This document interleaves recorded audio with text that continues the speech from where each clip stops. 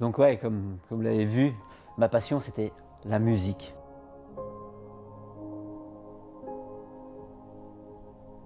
Dans la toute première vidéo, je vous expliquais que mes proches, ma famille, ne croyaient pas du tout que j'allais pouvoir réussir avec cette passion. Il faut quand même savoir que je n'avais aucune connaissance dans le domaine du mix.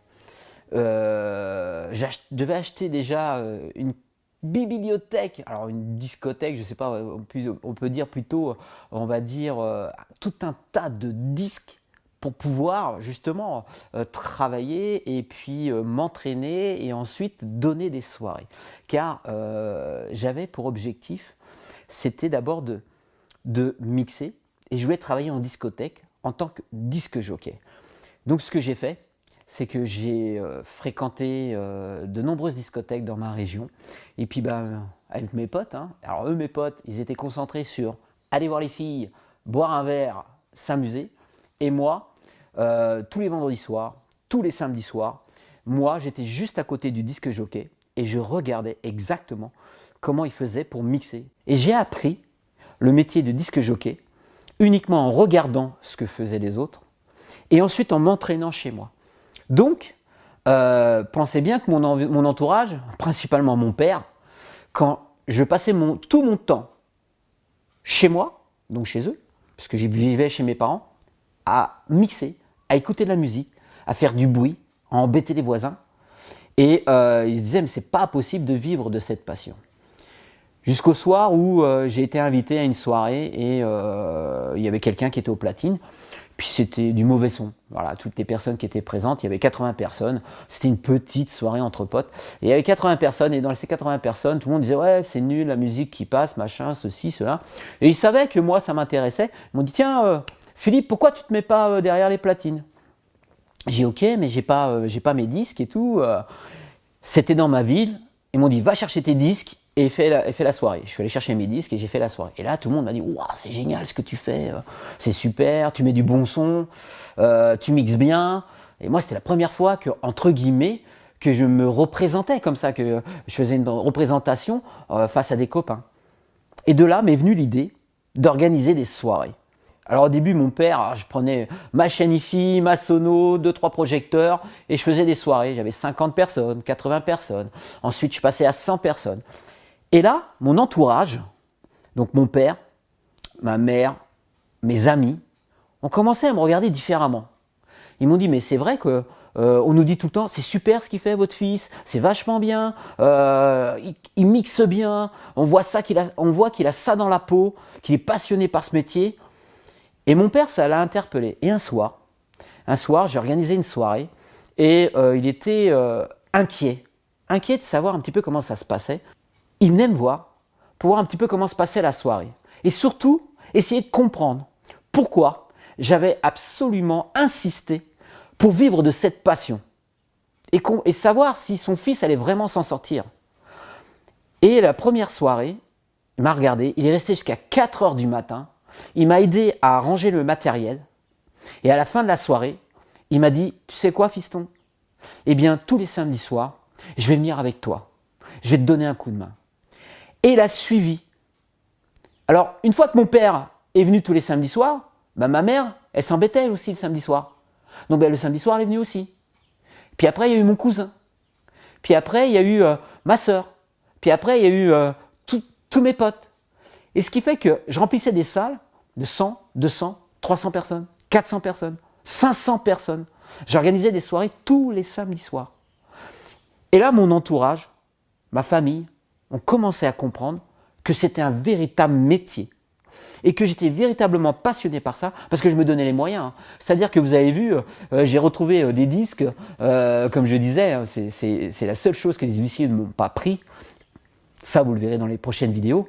Mais des disques comme celui-ci, il y a un numéro là, c'est marqué numéro 1. C'est le premier disque que j'ai acheté. Et ce premier disque, à l'époque, ça coûtait 40 francs, 45 francs. Je n'ai pas regardé, mais sur certains, il y a encore les prix derrière. 45 francs, 55 francs. Alors que, de ma passion, au démarrage, je ne gagnais rien. C'est-à-dire quand je faisais une soirée, je payais les personnes qui travaillaient avec moi, tous les achats de disques que je faisais dans la semaine. la publicité en même temps. Et donc, tout ça, ça me coûtait de l'argent. Et j'avais fait un prêt pour le matériel. C'est-à-dire que j'avais acheté du matériel, je suis allé à Paris, j'ai acheté à l'époque, je crois que c'était 45 000 francs de matériel, de sonorisation. Mes parents s'étaient prêtés caution. Donc vous voyez comment ils ont changé d'état d'esprit. C'est-à-dire que quand vous êtes véritablement passionné et que vous faites comprendre à votre entourage que c'est comme ça et que c'est sûr, ça va fonctionner et que vous êtes vraiment animé, que vous mettez vraiment vos tripes, vous ne prenez pas ça à la légère, que vous avez vraiment envie d'en faire votre métier, eh bien votre environnement essaye de vous aider. Essaye aussi de dire on va l'aider du mieux qu'on peut pour qu'il puisse s'en sortir et qu'il puisse vivre de ce métier. Et donc c'est ce qui s'est passé, donc ils se sont portés caution et tous les samedis soirs, pendant 2 ans, j'ai animé des soirées dans des villes de ma région, dans des villes où personne ne me connaissait. J'ai fait de la publicité. La nuit, je collais des affiches. La semaine, je faisais les tours de tous les disquaires du coin pour aller chercher toutes les nouveautés et tous les remixes du coin. Pourquoi? Parce que mon image, c'était que j'apportais du son. J'apportais du son qui était complètement différent. Et il y a de cela 30 ans. C'est-à-dire qu'il n'y avait que dans les discothèques qu'on pouvait trouver ce son-là. Et parfois, j'avais même des sons que les discothèques n'avaient pas encore. Donc, c'est ce qui a fait ma notoriété et c'est ce qui a fait qu'à un moment donné, eh bien, tout le monde allait à mes soirées et allait de moins en moins à discothèque.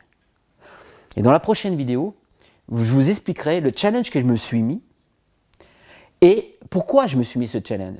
C'est-à-dire que j'avais pour objectif de monter ma propre discothèque, puisque tout le monde me considérait comme une discothèque. Et c'était le temps des discothèques mobiles. En gros, j'avais ma propre discothèque, mais c'était une discothèque mobile. Et je remplissais des salles comme ça. Donc vous ne pouvez pas montrer aux gens qui vous entourent de croire, vous ne pouvez pas leur demander de croire en vous comme ça, tout simplement parce que vous avez décidé de faire ça. Vous devez absolument leur prouver que vous avez les capacités et surtout que vous allez vous donner les moyens de réussir. Et c'est uniquement à ce moment-là que les gens vont dire « Ah oui, mais il fait l'effort, oui, il est en période d'apprentissage, oui, il cherche à apprendre, oui, il cherche à devenir un expert dans cette activité-là. » Et donc, là, leur état d'esprit va complètement changer. Ils vont dire « Il se donne les moyens pour réussir. » Et c'est uniquement à ce moment-là qu'ils vont croire en vous. Ils ne peuvent pas croire uniquement en votre projet en disant « Ah, mais c'est bien beau ce que tu me racontes, oui, je te suis. » C'est pas vrai.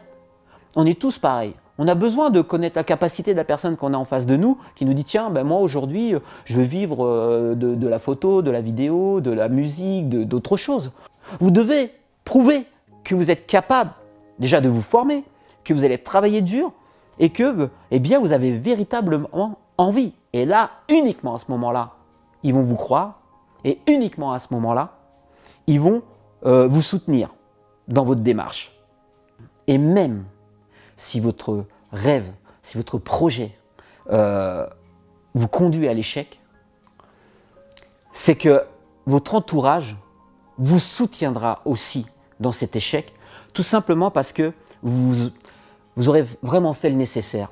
Vous avez vraiment mis toutes vos tripes dans ce projet. Et rien que ça, même si vous devez échouer, eh bien votre entourage vous soutiendra dans l'échec. Au contraire, vous n'entendrez pas en disant « T'as vu, on te l'avait dit. T'as vu, ça n'a pas marché. Tu étais prévenu. » Et j'ai jamais entendu cette phrase de la part de ma famille, de mes amis, en me disant « Mais on t'avait prévenu, tu as vu, ça n'a pas marché. » Et pourtant, ce premier projet, je commençais à creuser véritablement mon trou. Sachez que l'échec, c'est pas une fatalité. L'échec est une période d'apprentissage. Aujourd'hui, moi, il y a toujours des phrases qui me marquent, c'est quand on dit « Oui, mais tu as échoué, c'est pas bien, machin ». C'est souvent la partie administrative qui vous dit ça, ce sont les banquiers et autres. Alors que si tu n'as pas échoué, si tu n'as pas connu l'échec, tu apprends toujours.